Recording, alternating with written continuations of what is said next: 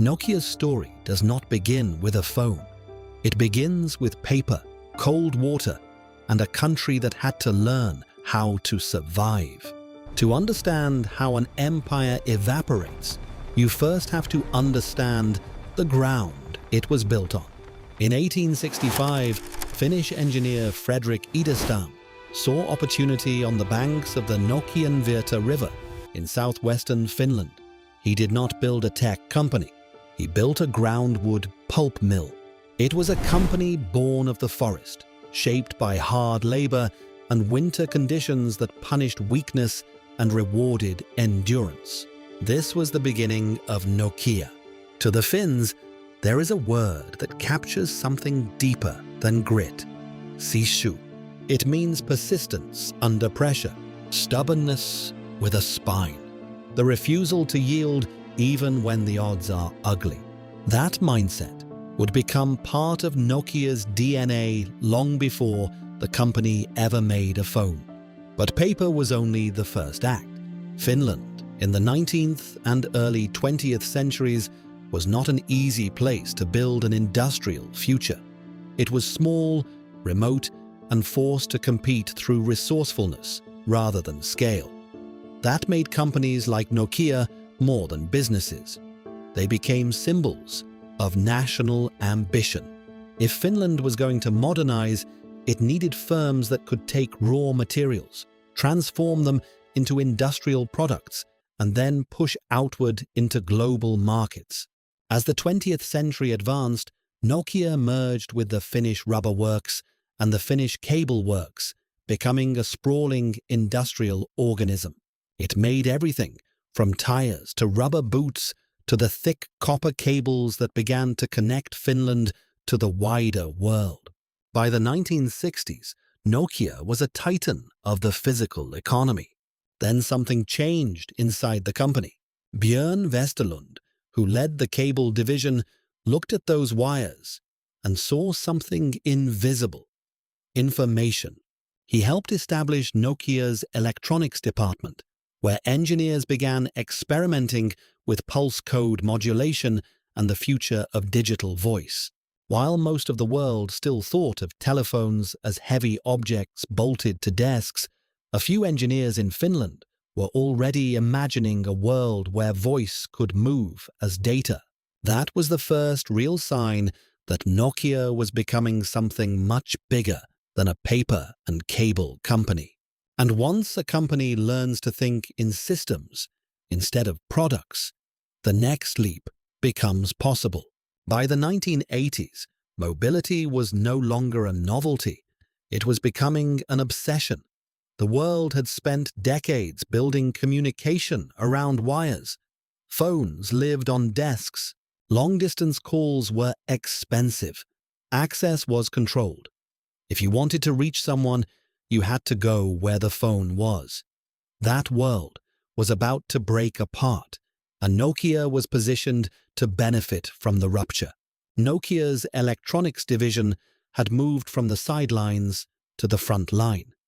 In 1981, Nokia helped launch the Nordic Mobile Telephone Network, the world's first multinational cellular system. Its hardware helped make that breakthrough usable. Then came the Mobira Talkman, a suitcase-sized monster that was not elegant by modern standards, but it changed the psychology of communication. For the first time, mobility was not just for engineers or military planners. It was becoming a symbol of status, speed, and control. If you had a mobile phone, you were not merely connected, you were mobile in a way that other people were not. You could move and still matter. But the real battle was not fought in stores. It was fought in standards committees. That may sound boring. It was anything but. In the late 1980s and early 1990s, the mobile world was fragmented. Different countries had different systems, and none of them naturally spoke to one another. One network could not easily communicate with another. Devices were not portable across borders. The industry was moving, but in a disorganized way. Nokia saw what the others missed. If the world was going to become mobile at scale, it needed one digital standard. So Nokia bet hard on GSM, the global system for mobile communications. While other companies hesitated or clung to analog systems, Nokia leaned into the future. GSM was not just a technical standard. It was a business strategy, a geopolitical bet, and a vision of how the next era of communication would work. That bet mattered. Nokia launched its first digital handheld GSM phone in 1992, and the company's position in Europe began to harden into dominance. By owning the standard, Nokia was not just selling phones. It was helping define the road every future phone would travel on. And once Nokia realized it could shape the road, it began to believe the road would never change. That kind of confidence can build an empire. It can also set the stage for a collapse that feels impossible right up until the moment it happens. The 1990s were Nokia's imperial decade. Under Jorma Ollila, the company made one of the most ruthless strategic pivots in corporate history. It shed the old industrial businesses and became a pure mobile machine. That move gave Nokia focus, and for a while, focus made them nearly untouchable. They were no longer just one industrial company among many. They were becoming the name that defined mobile communication for millions of people. They understood something basic and profound. A phone was no longer just a utility. It was identity. It was fashion. It was a personal object that people carried everywhere, touched constantly, and used to signal who they were. The Nokia 5110 tapped into that instinct with interchangeable express-on covers, turning a grey electronic slab into a small expression of style. Nokia did not just sell function. It sold customization. It sold youth. It sold the sense that a phone could be yours in a way no one else's was. That seems obvious now. But at the time, it was a real insight. Nokia understood that the phone was leaving the corporate desk and entering the private life of the consumer. That shift mattered, because once a device becomes personal, it stops competing only on specs. It starts competing on emotion, on appearance, on ease, on trust. Then came the Nokia 3310. It became a legend for a reason. It was simple, sturdy, and easy to use in a way that made it feel almost immortal. It sold in enormous numbers and became a cultural reference point for an entire generation. Its game, Snake, was more than a distraction. It taught millions of people how to interact with a mobile interface using a D-pad, a tiny screen, and patience. The 3310 was not flashy. It did not need to be. It worked. It became the kind of product people joked about because it seemed indestructible, and that joke only made the brand stronger. Nokia phones were seen as practical, reliable, and familiar. In a world where phones were still relatively new to the mainstream, that feeling was worth a lot. By the early 2000s, Nokia had become so dominant that its fortunes mattered far beyond Finland. Its success felt national, almost geopolitical. It was not just a company. It was a source of identity, pride, and economic weight. But that is where the danger started. When a company becomes that dominant, it stops seeing itself as a participant in the market and starts seeing itself as the market. That is when blind spots become fatal. And Nokia had begun to develop blind spots everywhere. The company made one of its most memorable misfires with the N-Gage. It was meant to be a gaming device and a phone, but it ended up feeling awkward as both. The design invited jokes, the usability was clumsy, and the product signaled something deeper. A company that still knew how to engineer, but was increasingly unsure how people actually wanted to live with technology. That was the real warning sign.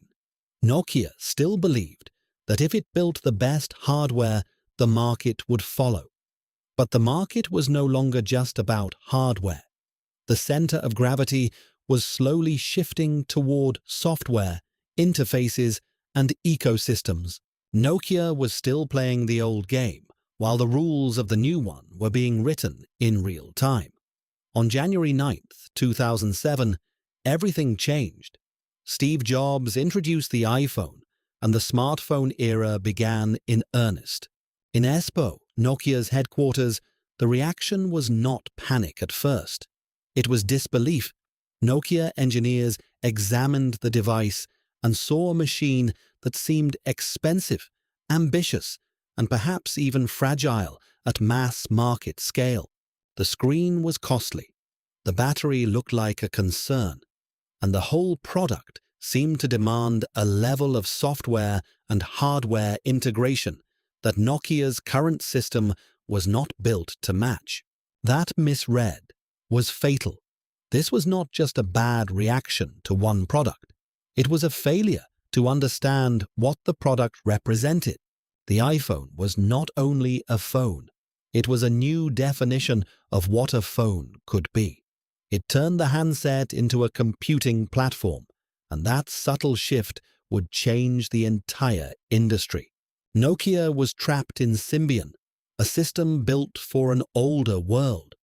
It had been designed for a time when memory was scarce and processors were slow. By the smartphone era, it had become unwieldy. Adding features was hard. Updating the experience was slow. Competing with modern platforms was even harder. Apple and Google were building ecosystems that made software the center of gravity, while Nokia was still thinking like a hardware company trying to bolt software onto the side. That mismatch was deadly.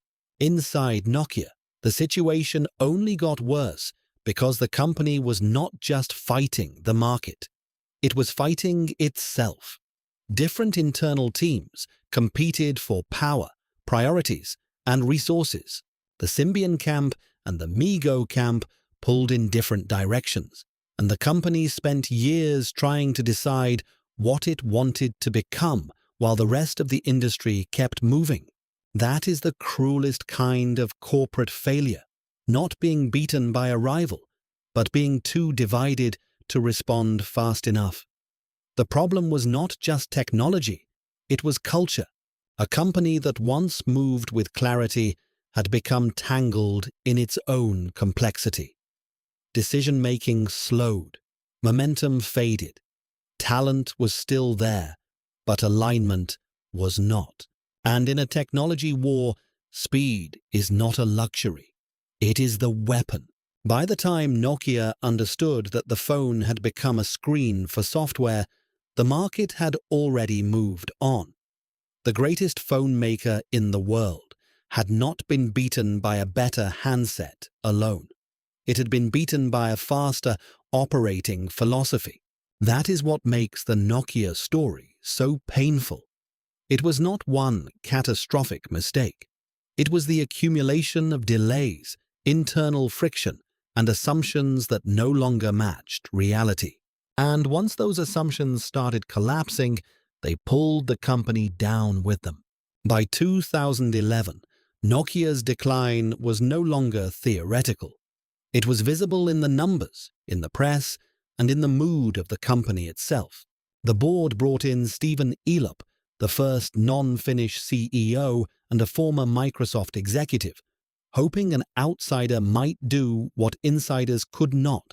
Then came the famous burning platform memo, which told employees that Nokia was standing on a burning oil rig and had to jump. That memo became one of the most famous corporate warnings ever written because it captured the emotional truth of the moment. Nokia was no longer safe. Staying the same was not a strategy. It was a slow form of surrender. The jump was Microsoft. Nokia committed to Windows Phone, and in doing so, effectively admitted that its own software future had failed. The strategy was bold, but the timing was disastrous. Windows Phone had a thin app ecosystem, and in the smartphone era, that mattered more than almost anything else. Consumers wanted the apps they already used. Developers wanted the users who already existed. Nokia had neither advantage. That was the trap. A smartphone is not just a device anymore. It is an ecosystem in your pocket. If the ecosystem is weak, the hardware becomes irrelevant. Nokia had still been thinking in terms of devices, while the industry had already moved on to platforms. Sales collapsed. Momentum vanished. The company that had once defined mobile hardware now looked like a relic, trying to survive in someone else's ecosystem. And when a company loses its ecosystem, it does not just lose market share, it loses gravity. That loss of gravity is what makes decline accelerate. Once the market stops believing in a brand's future, every product has to fight uphill. In 2014, Nokia sold its devices and services business to Microsoft in a deal worth roughly €5.44 billion in cash and associated licensing arrangements. For a company that had once stood near the top of the global corporate mountain, it was a brutal, public ending. In Salo and elsewhere, the lights dimmed on a chapter of Finnish industrial history that had once seemed too strong to fail. To the outside world, Nokia looked finished. But companies do not always die the way people expect them to. Sometimes they lose the part everyone sees and survive by becoming something less visible, but more durable. But Nokia did not disappear. It changed form. After the handset business was sold, Nokia took a different path. It leaned into networks, infrastructure, and patents. The company recognized that the device in your pocket was becoming a crowded, low-margin battlefield, while the invisible systems behind it still held enormous strategic value. That was the pivot. Nokia became something like a silent architect of the digital world, less visible than before, but deeply embedded in how modern communication works. It was no longer trying to win the consumer spotlight. It was trying to own the plumbing. And plumbing, in the digital age, can be very profitable. This was not a glamorous reinvention. It was a practical one. Nokia understood that while the handset market had become brutal and saturated, telecom infrastructure remained essential. Networks still had to be built. Standards still had to be negotiated. Equipment still had to be deployed, maintained, and upgraded. That gave Nokia a new kind of power. Not the kind that makes you famous, but the kind that makes you hard to replace. Nokia's patent portfolio remains a major asset, and the company has continued to emphasize its role in 5G and the path toward 6G. In 2025, Nokia said it had reached 7,000 patent families declared essential to 5G, and in 2026, it highlighted its push toward AI-native 6G. That matters because the next wave of communications will not just be about more speed. It will be about intelligence, sensing, automation, and the ability to connect machines as well as people. Nokia is positioning itself for that world, not the one it lost. The company also made a serious bet on scale by acquiring Alcatel-Lucent in 2016, bringing Bell Labs into the fold and turning Nokia into a major global network infrastructure player. That move shifted the company's identity away from consumer devices and toward the backbone of connectivity. And now the long arc of Nokia's story has reached a new and strange frontier.